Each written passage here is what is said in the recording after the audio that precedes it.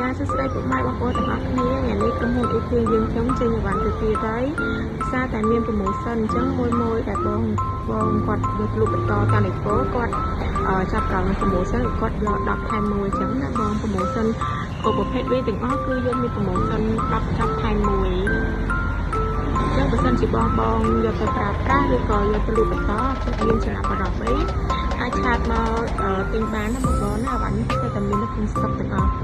នេះដាក់ទៅឲ្យខាងលេខនៅខាងខេត្តក៏យកគ្រប់ខ្សែទាំងអស់គឺ10ប្រចាំថែម1ប្រភេទ